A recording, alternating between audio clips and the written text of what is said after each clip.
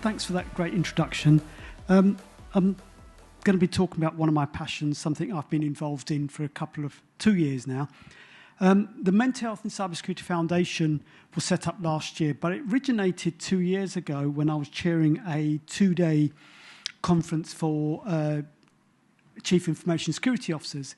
And the session of the afternoon for about 40 minutes was around stress.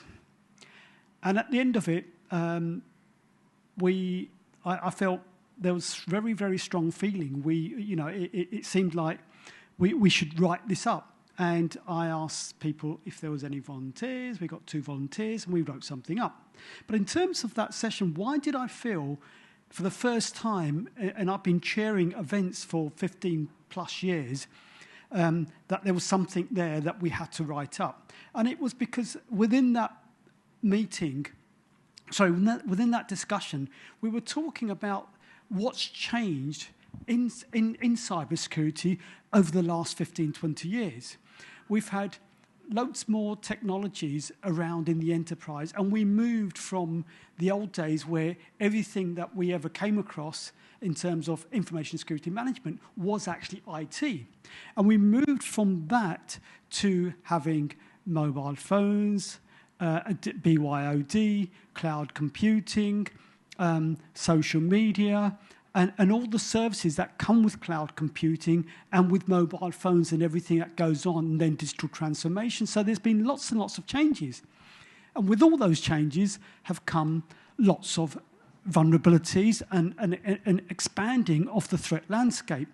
But it's not just that, it's that we've had to learn a hell of a lot more to try and keep up. Well, there's many more certifications. When I came into cybersecurity, there were probably a handful of certifications. Now there are many, many certifications around cyber. There are loads of organizations, industry bodies, professional bodies around cyber, and you can join this specialist group, that specialist group, and so on. So there's a hell of a lot that's changed.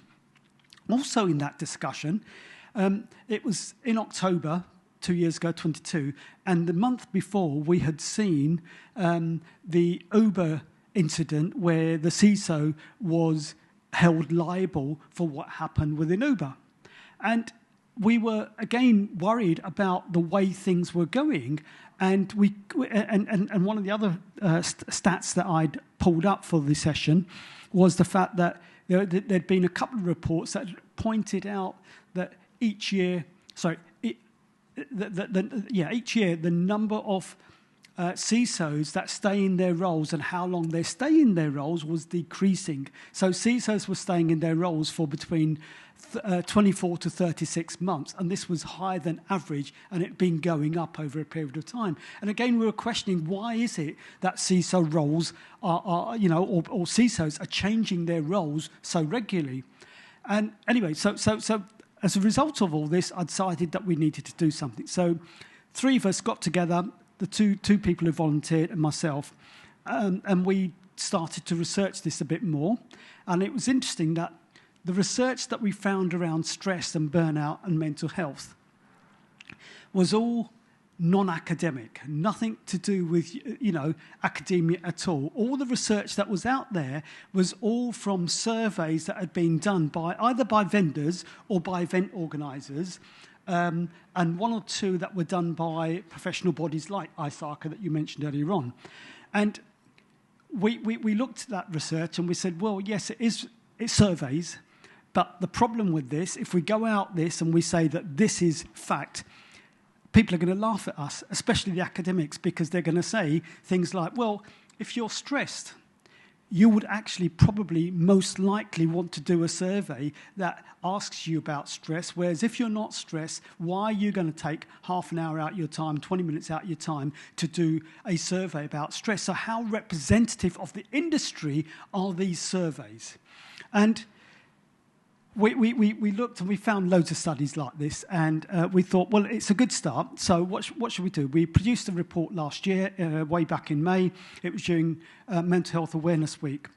And then we spoke at InfoSec, and then a whole range of things happened. And then by the time we got to October last year, we thought, right, okay, there's been a lot of interest, a lot of people agreeing with what we're saying, and let's look at what it is that we can do and what we think we need to do and why we need to do it, because some of you may be sitting here thinking, all right, so boo-hoo, you're stressed in your jobs. What's the big deal? Lots of jobs are stressful. But the way that we, and again, something that was said earlier on, it's the narrative. And if you look at what the narrative is in what we're trying to do and what has been done so far. I'm going to go through these slides fairly quickly. This is a bit of background in terms of what we're trying to do and some of the observations that prompted us to take action, that it affects everyone. We know that it affects everyone. Cybersecurity professionals are under ever-increasing pressure and so on. Organisations are suffering from skills shortage, and we are beginning to lose some of the senior people. There are CISOs that are leaving the industry because they're stressed, so the skill shortage of very skilled people is going down, and there have been burnout and mental health issues. And we came across CISOs over the 2 years, several CISOs who tried to commit suicide. I'll give you two examples. One was someone who, because of the stress they were in, they took to drink. They started to drink a lot, and after they started to drink a lot, they then tried to commit suicide. Someone else who, in their role and the organisational culture that they were working, again, nothing to do with technology, the culture that they were in within the organisation, the people side of things was, if anything went wrong, it's your fault. So there was a breach in his organisation, and he was left feeling that it was his fault. One night, he went home, he put his daughter to bed. He knew at the back of his house there's a train line. He knew what times the train comes along. He went out the house, went up to the train line, and he was about to try and commit suicide, but his wife stopped him. And these are the stories that we were hearing, but there weren't things that we were finding in the research. So these were some of the things that prompted us on.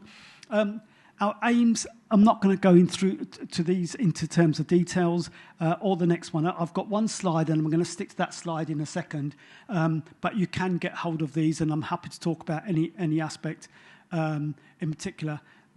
Right, here we go. This is the one slide. So I can put this clicker down now. So we got to a point where we realised that something needed to be done. And how do we create the narrative that explains that cybersecurity professionals are a special case? And what is special about them that makes them that special case? And when we looked around at some of the national resilience strategies around the world that countries have, most of them said that the cyber resilience of the country, the nation, relies on the cyber resilience of its enterprises. But what they failed to miss and identify was that the cyber resilience of the enterprise relies on the resilience of its cyber team. And that was quite clear. So what the way that we talk about this is that if you in your enterprise care about your cyber resilience, your enterprise cyber resilience, you need to look after your cyber resilience team.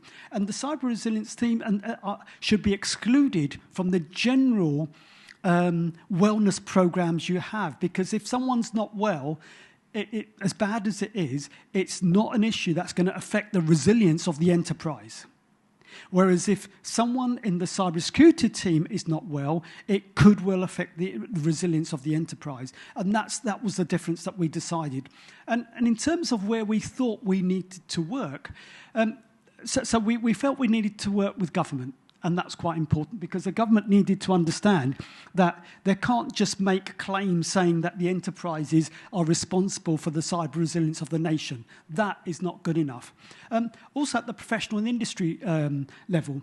And why that is important to us is because if you look around, and James mentioned it, or hinted at it, and I guess it's reflective of the fact that this room is virtually empty.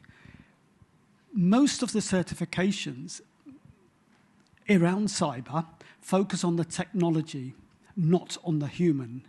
Don't focus on looking at the human and caring for the human, making sure that they are okay. And that's the same thing I think I was saying to James. I said, look, I don't imagine there's going to be many people in the room. It's because most of the people that come here are after technical stuff, and that's where they are in the technical meetings. And again, I understand that. There's nothing wrong with that. But professional bodies and industry bodies, in all their certifications, they need to look at, if you're trying to create resilience and having certifications around resilience, what you need to do is make that reflective in the skills that you expect managers to have. And if CISOs aren't equipped for that, then you need to do something about it. So we've been working with the UK Cybersecurity Council and CISEC, Chartered Institute for Information Security.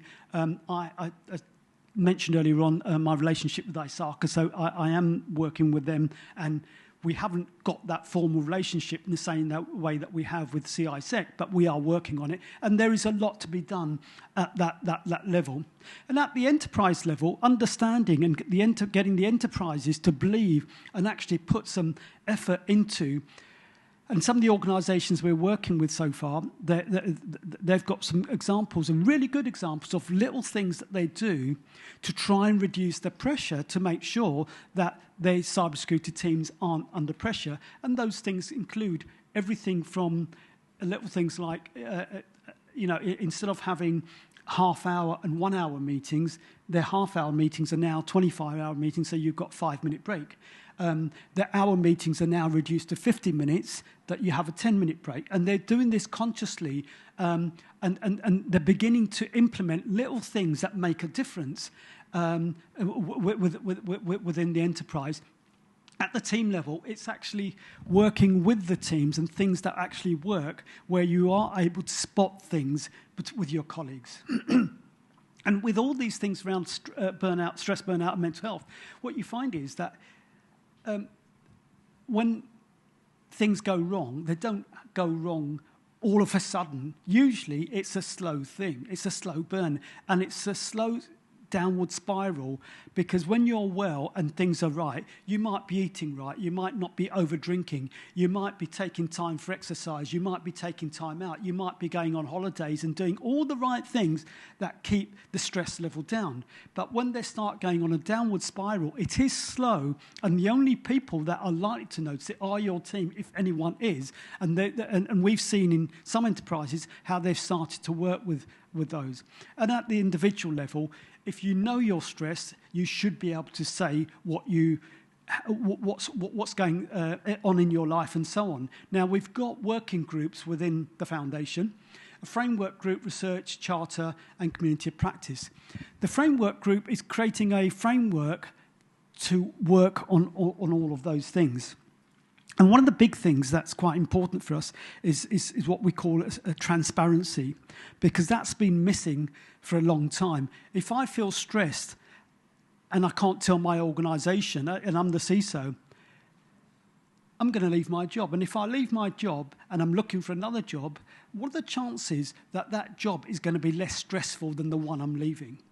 And I should be able to be, transparent to my organisation, and as well as the recruiter and the organisation I'm going to. So part of the work that we're doing in the framework group really is trying to create that, look at how we create transparency across the industry, so that if you're stressed, there are things that you can do, and you'd be able to deal with it in the right way. And the industry, both the recruiting enterprise and the enterprise that you're leaving, both of them will take this into consideration. We've spoken to CISOs who, a CISO in particular, who was so stressed, and she'd been telling them, you need 3 people to do the work I'm doing. In the end, she was so stressed, she took time off. She was off work for 6 months. While she was off work for 6 months, they employed 2 people to do her work. When she came back, they kept those 2 people, and she carried on, and they gave her more responsibilities. And what happened? She said, now my role should be 2 people. And they said, no, she left. And that's what's happening, because there's lack of transparency. She wasn't saying necessarily what she could or should have said, because it wouldn't have been well received. And secondly, leaving was the only option that was left open to her. So there's a range of work that we are doing around the framework group. The research group, we looked at all the research, as I said earlier on. There's lots and lots of surveys and things that still go on, and we want to encourage those. We don't want to discourage those, because if they hadn't existed when we looked at this, then there would have been nothing. But what we are looking at is trying to work with universities, and we have been speaking to someone at UCL, and I've spoken to someone at Royal Holloway, but obviously not the two of you, because you don't know that, but the right people that we think are interested in this sort of work. And we've been speaking to other universities around the country as well. And we are looking at trying to do research within roles, within what is it that triggers certain things. So we're looking at a whole range of things that actually we think will answer some good questions around what can be done. And what we're trying to do is, we don't want to be suggesting things that aren't based on research. You remember that phrase when COVID was around, we're trying to follow the science, but we're not going to do what the politicians did at that time. So hopefully we will be following the science and actually following the research. Charter Group, we have got a charter early this year. We launched the charter, and we've got a whole mixture of organisations, enterprises as end-user organisations. We've got recruiters, we've got event companies, we've got service providers who actually provide services to reduce stress and so on. And the last group is the Community of Practice group. The Community of Practice group really is for practitioners that work in the industry, and they share good practices throughout the group. I'm going to be closing soon. I'm just checking that I've got time to cover the other things that I want. The whole thing about this, and in terms of the human aspect, if you look at it, the first two speakers that we had, in both my panelist colleagues, they were talking about usage of technology, and that usage of technology is made available for them in some way, shape or another. And what we're talking about here is where we are in an environment where we have to use technology, and we're trying to manage technology, because the idea is we are protecting the enterprise and we are protecting the staff as well. So the slight difference and the change is that whereas I guess my colleagues were looking at others who may be victims of what's going on around them, what we're talking about here are people who are having to deal with managing the technology, because that's what their overall role is. And I think one of the things that often comes to me when we're talking about human side of technology is this issue of trust. Because, again, relating to some of the things that my previous two colleagues said, it's a case of how much trust is there, how technology is sold to you with trust, what is the assumed trust that you're supposed to have when you buy any equipment that you should have, but sometimes isn't there.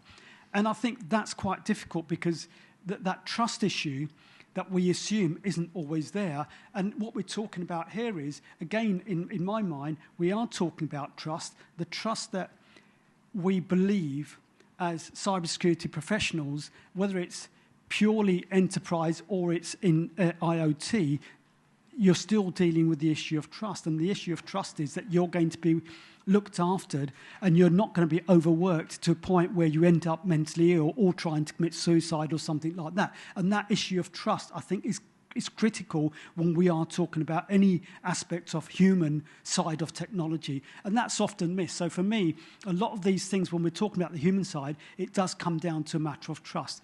I'm going to end there, because I think that's, I have done my 20 minutes. I think you'd finished early, which is why we've got 5 minutes extra. So I'm going to pass over back to you. Yes, thank you, Saab. So we're now